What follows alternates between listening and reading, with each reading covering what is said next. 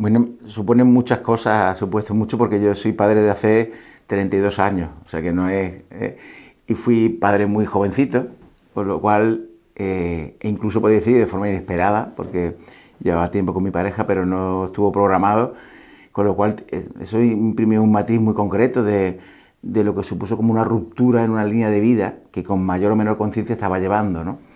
Con lo cual, pues bueno, atendiendo a los valores en los que había sido educado, a lo que se esperaba de mí, digamos formalmente, pues ejercí la paternidad mejor como pude, ¿no? Pero sí, a los años internamente sí hubo un momento de tomar conciencia de que también había habido un proceso de ruptura de una línea de una forma inesperada o abrupta y que necesitaba hacer un duelo de esa vida, ¿no? Pues como quien termina un ciclo vital de estudios o de trabajo o de pareja o de cualquier historia, pues sí, la persona que hasta entonces yo me conocía se encontró en un tiempo relativamente poco para hacerse la idea en 9 meses con una criatura y bueno, pues respondí de lo mejor que pude, pero sí al tiempo me dije, bueno, pues ya no es tanto por el deber, sino se fue convirtiendo poco a poco en una opción de querer a esa criatura en condiciones y se fue convirtiendo también en un proceso de maduración personal, ¿no? Ya la segunda, mi segunda hija, o sea, mi primer hijo, mi segunda, que fue una hija, pues ya hubo otro proceso mucho más consciente de elección y pude, bueno, pues comprobar la diferencia tan grande, ¿no? Del choque a ser un proceso pues elegido, más compartido, más claro, en el que, en el que también hubo una elección de amar a esa criatura, que es un momento clave que no todos los padres se dan cuenta, ¿no? Que damos por hecho que vamos a querer, pero no se da a veces la elección ni la conciencia de todo lo que se mueve alrededor, ¿no? Y la tercera experiencia que podría sumar a mi paternidad es la abuelidad, ¿no? Porque soy abuelo de un chico de 5 años y también es muy interesante la diferencia entre cómo se perciben, aparte de tópicos, ¿no? De que si los abuelas y abuelos consentimos más, hay un autor que es Octavio Salazar, muy conocido en el tema del trabajo con hombres y de la análisis de la masculinidad o masculinidades, y él en su libro El hombre que no deberíamos ser, pues plantea que, citando a un director japonés de cine, pues él es muy cinéfilo, y habla de que los hombres deberíamos ser primero abuelos y después padres, ¿no? Y tiene mucho que ver con que los abuelos no son del todo hombres, en el sentido de que han perdido tanta fuerza, todo lo de eso que se espera, y al abuelito le consentimos una lágrima, le consentimos una ternura, y él habla un poco de eso en el sentido de que el padre, pues, por responder por la edad incluso a un estereotipo de hombre fuerte, de hombre del breadwinner, ¿no? Del que trae el pan y toda esa historia, pues no está tan a cargo o se espera menos de ellos que estén en la ternura, ¿no? Y si están, también previene un poco Octavio Salazar, pues nos plantea que tengamos cuidado con la mística de las paternidades, que se refiere un poco bueno, pues las mamás llevan toda la vida haciendo muchas cosas y está todo incluido y está normalizado, más bien se señala cuando no responden a la madre que deberían ser. Bueno, pues, en el tiempo, por ejemplo, que yo trabajaba en adicciones, me he dado cuenta que las mujeres adictas tienen una estima fortísima de malas madres, no tanto los hombres, no se espera de ellos que sean grandes padres y a veces acuden menos incluso a los servicios por el miedo a que le quiten los hijos las mujeres, ¿no? Se plantea un poco de esa manera, ¿no? Y entonces en ese sentido los hombres somos mucho más halagados y valorados cuando ejercemos la paternidad de forma consciente, ¿no? Cuando debería estar un poco normalizada, ¿no? Eso hace que haya una mística, ahora Octavio Salazar, de la paternidad, como si, bueno, nos pusieran ciertos galones a los hombres y también que se espere eso un poco. Oye, estoy paseando a mi hijo, oiga, que llevo en el masicosis o lo estoy llevando aquí en el bien atadito a mi criatura y estoy esperando un poco la alfombra roja y estoy esperando un poco hasta que los pañales huelan menos, ¿no? Pero no se da.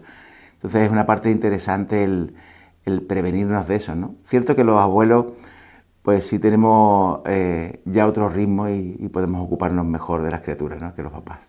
Bueno,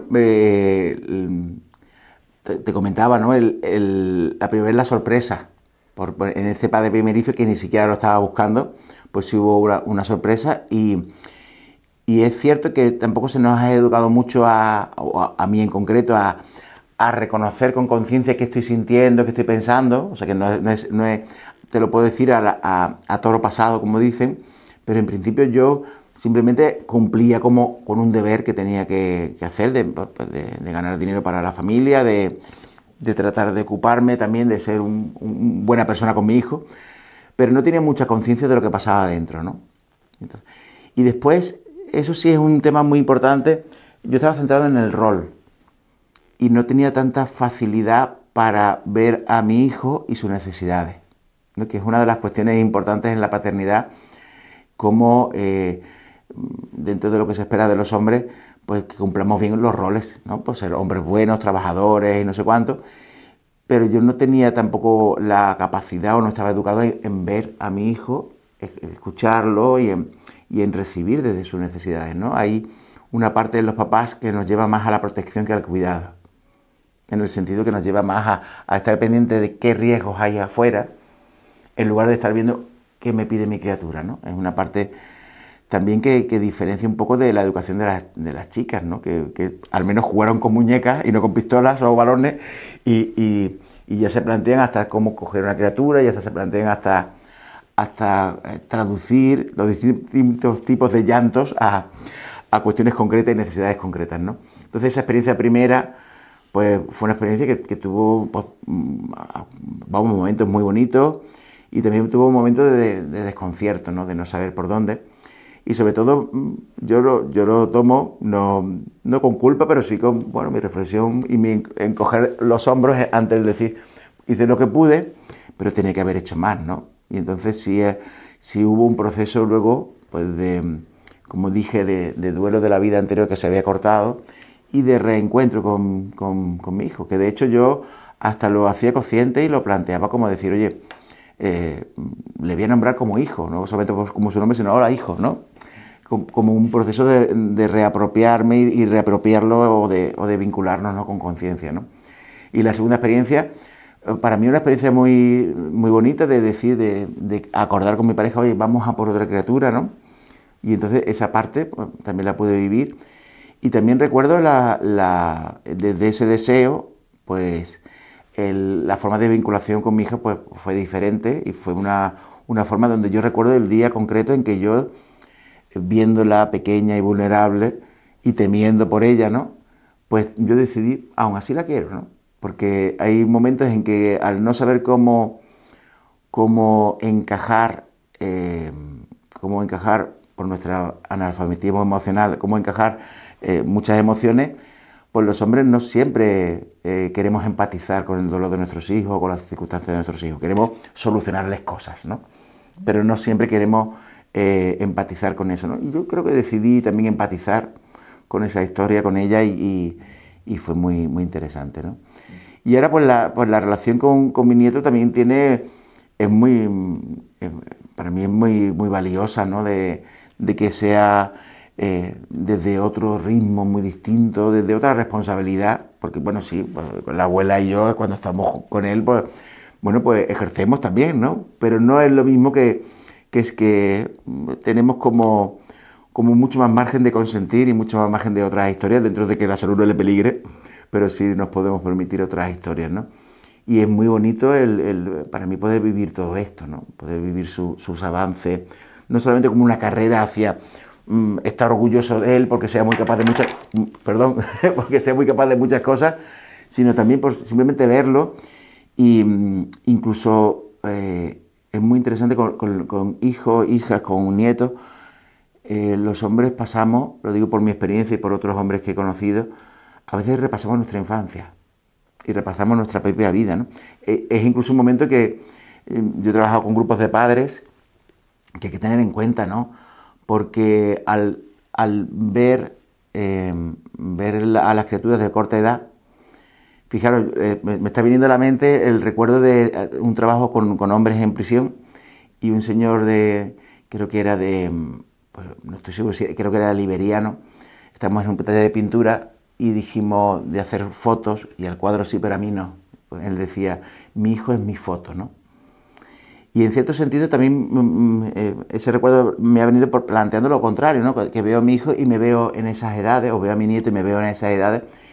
Y es un tiempo donde hemos vivido vulnerabilidad, hemos vivido también ser los pequeñitos, y es muy interesante porque nos permite con conciencia el repasar y revisar dónde están mis raíces y qué cosas me afectan del pasado en el presente, ¿no? Entonces, cuando trabajamos con grupos de padres se da eso, ¿no?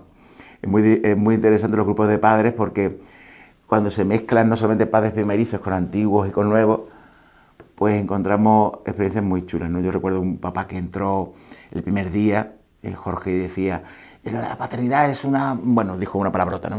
Es una porquería absoluta, no sé cuánto, porque llevamos, la mamá y yo, que llevamos ya unos meses, no tenemos familia cerca, la criatura no duerme, trabajamos en casa, no podemos más.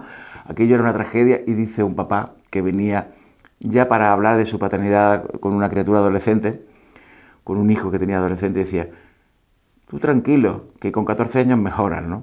Le fue dando la pista diciendo, bueno, que cada edad tiene, cada edad nos va a plantear un reto, pero no en el sentido de la victoria, pero sí un desafío a nuestra visión limitada nuestra del mundo, de ellos y ellas y nuestra. Nos va a plantear un reto que nos abra, que diga, pues mira, yo me creía que yo era impaciente y ahora, pues mi mamá dice desde antiguo, o te aclimatas o te aclimueres, ¿no? Ahora o me hago paciente o doy mi hijo en adopción. O sea que no tienes más remedio que empezar a creer y tener fe en tu potencialidad y en que tus capacidades se van a estirar, ¿no? Esa parte es muy, muy interesante porque son galones que tenemos, no galones de gloria ni nada, sino de confianza en nosotros. Oye, si me ha llegado esta criatura, tendré que tener una cierta fe, como decía Tagore, ¿no? Cada vez que llega una criatura al mundo es que sigue habiendo esperanza, ¿no? En que somos capaces, ¿no? Pues por ahí es una parte interesante, ¿no? Pues sí, la verdad es que del primero al segundo embarazo, el primero estuve en el, como he dicho antes, en el cumplimiento, que es cumplimiento, ¿no? En el sentido de decir, voy casi a mínimos y porque es algo que es lo que tengo que estar, pero con cierta desconexión. Pues tengo que trabajar, tengo que hacer esto, tengo que hacer lo otro. Y sí es un tiempo en que yo digo, uff, mi pareja tuvo que asumir muchas cosas con muy poquita ayuda, ¿no? En el segundo caso, pues sí estuve yo como mucho más presente, más pendiente. Y lo que sí es cierto es que frente a otros compañeros que nos hemos contado en grupos de hombres, pues mi pareja me decía, no se ha despertado esta noche la niña, ¿no? Y dice, no te has despertado tú, yo la he tenido en brazos medianoche, ¿no? Pues a mí lo contrario, ¿no? Yo en el momento de después del embarazo, recién nacido, me dormía como un tronco y mi pareja me avisaba y tenía que levantarme porque me avisaran, no tenía ninguna parte, como se dice, de instinto que me llamara, ¿no? Yo era porque ella me llamaba y yo le decía, oye, si tú estabas despierta, me decía, oye, no tengas cara, ¿no? Y entonces me tenía que poner manos a la obra con el tema, ¿no? Y creo que es un momento muy potente y que nos puede unir mucho. En el proceso ya del nieto, pues sí, hemos acompañado a nuestra hija, hemos estado ahí y hemos compartido también tiempo en los primeros tiempos del nacimiento de la criatura.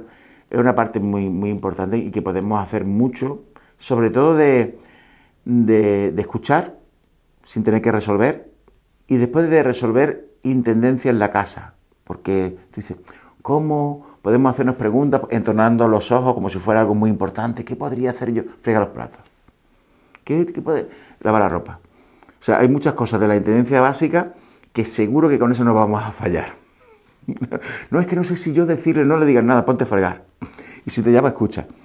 O sea, que son cuestiones que podemos darle muchas vueltas por querer rizar el rizo, pero que la realidad es que lo que se necesita son brazos para hacer, brazos corresponsables, y una oreja que no quiera resolver muchas cosas muy rápido, sino que nuestra pareja que está en un momento donde su cuerpo sí cambia mucho más, donde sus sensaciones a nivel laboral son muy distintas, volveré como volveré, si estoy trabajando fuera de casa, a nivel familiar hay mucha gente sobre la pareja y nosotros podemos hacer de filtro para muchas de las relaciones también y de ayudar ahí si hace falta. Y bueno, cosas muy básicas se pueden estar haciendo en ese tiempo, desde adaptar las cosas al tamaño de la pareja que se va poniendo muy grande, o ajustar los tiempos para que la pareja se pueda duchar tranquila. Que cuando se está amamantando, por ejemplo, hay mucha conexión, mucha dependencia, muchos ratos juntas, y que la pareja pueda ir al baño tranquila, pueda ducharse, pueda ocuparse de sí, pues depende un poco de que el papá no esté solamente haciéndose la foto, ¿no? Claro, nosotros hemos tenido cosas, perdón, cada persona tiene su historia vital.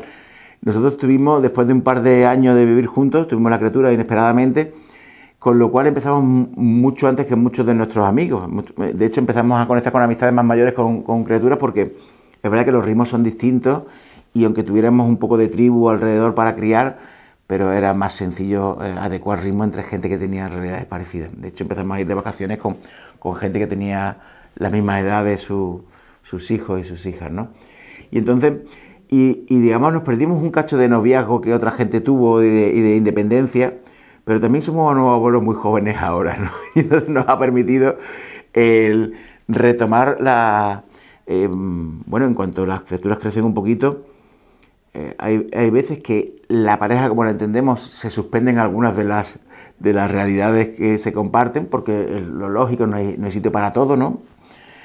Y lo que sí hay que tener un hilo conductor que no se pierda, porque hay personas en que dejan demasiada responsabilidad en las criaturas de la vida de la pareja, ¿no? Entonces, el poder guardar un espacio para cultivar pues la relación es muy importante. Y bueno, nosotros no nos ha ido mal, llevamos 35 años juntos, o sea que también es verdad que esto no sé si es muy serio, pero nosotros estamos juntos muchos años porque también nos dejamos mucho en paz, ¿no? El tema de crear una relación tiene que ser porque cada persona tiene su propia vida bastante, ¿no? Como para poder poner en el común, ¿no? Y haya un poco de cuidado de lo común, ¿no? Entonces, en ese sentido, no es tanto que tengamos que depender una persona de la otra. Pero luego es muy bonito cómo nos hemos ido reencontrando conforme nos han dejado más espacio, y cómo hemos integrado en nuestro ocio y en nuestra vida a hijos, hijas, al nieto también. El nieto lo tenemos muy integrado en nuestro ocio, lo podemos disfrutar. Hemos ido a estar de vacaciones con él sin problemas, un fin de semana nos hemos ido, y muy bien. Entonces, reintegrar eso es muy interesante. Y un apartado que también para mí me parece muy bonito de observar y de aprender, y otra oportunidad importante, es el observar cómo la relación, la paternidad, no tiene nada que ver desde el inicio de la criatura hasta cuando tienen 30 años. Es otra historia, es evidente, pero no parece tan evidente, porque es muy bonita. Yo recuerdo un libro de Alexander Lowen, como hablaba de qué aporta cada persona desde su edad y qué necesita, ¿no? Y hablando de amor y de cuidados, ¿no? Y entonces las criaturas más pequeñitas necesitan lo básico: comer, dormir, apretarle afecto, calor, y nos aportan un futuro, ¿no? Porque tú ves una criatura con 3 meses y, bueno, ¿cómo te fue la vida? No, perdona, ¿cómo me va a ir? ¿No? Nos aporta una visión de que la vida va a continuar, de que hay por ahí en condiciones normales. Pero después, cuando llega a la edad que llama Lowen de infante, ¿no? Pues empieza el juego, y en el juego digamos que eso es lo que necesitan. Juego, sigue habiendo cuidados, pero ya un poquito menos, son capaces de gestionarse más, y te están aportando una curiosidad, un interés por la vida, un aprendizaje del que podemos aprender. Y conforme va subiendo, la amistad, como se va entendiendo en la adolescencia, el romanticismo, la pasión, la sexualidad, nos van poniendo por delante muchas historias, necesidades que tienen las personas en sus edades, y como padre o como madre, en este caso como padre, también nos pide una disposición distinta, ¿no? Y digamos que ahí vamos a tener que ir regando nuestro jardín para que crezcan cosas que tenemos como potenciales, porque las que teníamos para cambiar pañales ya no es la misma para una criatura con la que tienes que jugar, o con la que tienes que ponerte a hacer deberes, o con la que tienes que hacer de chofer para actividades, o con la que tienes simplemente que estar a su lado, y lo que se pide en la adolescencia, que es libertad y límite, lo puedes hacer con una cosa con cada mano, ¿no? Entonces, es todo un máster, más que un máster, ¿no? Yo creo que un doctorado, el tema de la paternidad como persona humana, ¿no? El decir, oye, cuántas cosas me va a pedir la vida, ¿no? Saber administrarme, saber gestionar mi tiempo, saber escuchar, saber... ¿Vale? Cada cual sacaremos la nota que podamos, pero creo que se nos presenta como un máster muy interesante, ¿no? Dicen que la consejoterapia es lo que hacemos para calmarnos a los que estamos escuchando a alguien, con lo cual yo no necesito calmarme. Sí creo que hay cosas interesantes, que la persona dé un paso atrás y mire su vida con perspectiva y se dé cuenta que esta realidad llega y llega para vivirla con conciencia y para ser consciente de que el potencial que hasta ahora creía que tenía es mucho más grande, ¿no? O sea, que se abra con flexibilidad a otras habilidades y otras capacidades. Después que mire para atrás cómo ha sido sus papás, su mamá y referentes, ¿no? Porque no se trata de que seamos, cada cual le va a poner irremediablemente y afortunadamente su impronta personal, pero tenemos muchos ejemplos, podemos cocinar como mi padre, como mi abuela, podemos escuchar como hacía mi tío, que busque alrededor de toda la tribu que ha tenido y hasta de las películas, porque recuerdo un hombre de un grupo que decía, es que yo no tuve padre, no sé qué, digo, y le gustaba mucho el cine, mira cine y piensa qué te gustaría, como aprender de cada persona que tú has visto, pues, en tal película, ¿no? Cómo es el padre, ¿no? Entonces, que mire referentes y como el antiguo anuncio, busque, escoja y elija lo mejor, no me acuerdo cómo era, ¿no? Busque, compare y elija lo mejor, decía el anuncio de detergente. Pues lo mismo, vaya eligiendo. Después, saliéndose de esa mística de la paternidad, de que esto va a ser maravilloso, pues no, tiene de todo la paternidad.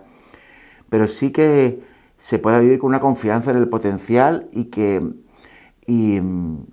generando redes con otras personas, ¿no? También es interesante que la paternidad no sea y la familia no sea un núcleo muy cerrado y muy, ¿no? que sea también para el mundo, ¿no? Para afuera. Pues mi abuelo, por parte de padre, falleció pronto y lo dejó con 6 años, creo, con lo cual su referencia paternal era muy escasa, era más bien de tíos y tal. Y era un hombre que se dedicaba a trabajar y poco más, no tenía una vida, una relación con sus hijos. Sí, alguna canción o algún refrán me pudo decir mi padre de mi abuelo, ¿vale? Algún apelativo cariñoso. Y después mi padre copió en parte el modelo, solo que vivió hasta hace año y medio. Y también ha habido muchos padres, ¿no?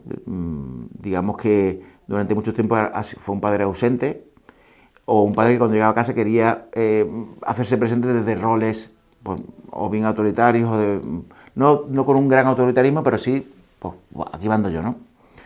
Y entonces, digamos que es un modelo que tiene cosas interesantes, ¿no? Pues mi padre, pues sí. Yo cuando alguien me dice, no, es que mi padre no estuvo nunca, digo, bueno, comiste de lo que trajo, ¿no? No te prives el agradecer, el disfrutar de lo que sí hubo.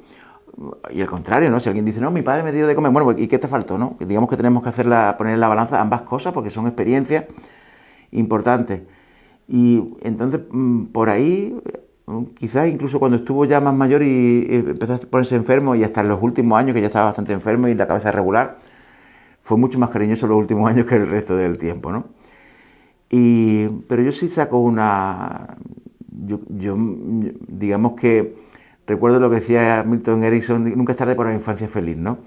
En el sentido de decir, yo sí puedo atesorar las experiencias de contacto, tengo muy bonitos recuerdos de mi padre de pequeñito, ¿no? De llevar sus zapatos, sus zapatones grandes, hasta los días pocos que me llevaba al colegio, o hasta cómo olía su loción y creo que son experiencias y que hay que también tomarlas, ¿no? En ese sentido yo después no fui un gran padre, en el sentido del inicio del principio pues fui haciendo también lo que he ido pudiendo, ¿no? Y bueno, creo que hemos ido mejorando y que las generaciones posteriores nos mejorarán también, ¿no? Bueno, yo creo que hay una parte, en lo personal he comentado muchas cosas, pues como socio de AIGE, sí puedo decir que nosotros pertenecemos a una plataforma que se llama La Pina, que es una plataforma por los permisos parentales, que ha conseguido muchas cosas, porque ha sido el lobby que ha chuchado un poco para que ahora los hombres tengamos más permiso, y que falta rellenarlo de contenido, ¿no? Que no creo que tenemos que en el día a día ir transmitiendo estas cosas para que los padres entiendan que ese permiso no es para prepararse un Ironman, es para estar presente y para tener un... Lo digo porque en las noticias ha salido algún papá que se ha dicho, oh, en el tiempo del permiso de paternidad ha conseguido preparárselo, como un mérito, ¿no?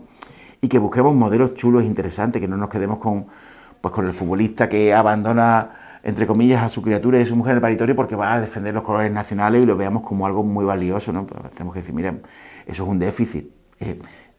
Está corriendo detrás de una pelota. Podemos hacer todos los negocios que queramos, pero su criatura está ahí, ¿no? Tenemos modelos, Jassikevicius, el famoso entrenador de baloncesto que fue jugador, ante una pregunta de cómo su jugador le había dado permiso para ir a conocer a su criatura, al parto, él dijo que era lo mejor que podía hacer un hombre en ese momento, ¿no? Entonces, los referentes tenemos que ponerlos y darle contenido, ¿no? Hay un lema que tenemos desde hace 20 años en AIGE que es las ganancias del cambio. Los hombres ganamos con este cambio y que nuestro hijo no sea ese extraño con bigotillo que decimos, señora, ¿quién es este señor que me encuentro aquí? Sino que sea alguien que conozco desde los primeros cambios de pañales, ¿no? Que vivamos el amor de los cuidados, esa parte es muy importante. Entonces hay una faceta personal y una faceta que creo que todos los hombres podemos tener de cierto activismo, ¿no? No de vanagloriarnos, pero sí de compartir esta onda que hay de que los hombres entremos a la paternidad y desde ella a los cuidados en general.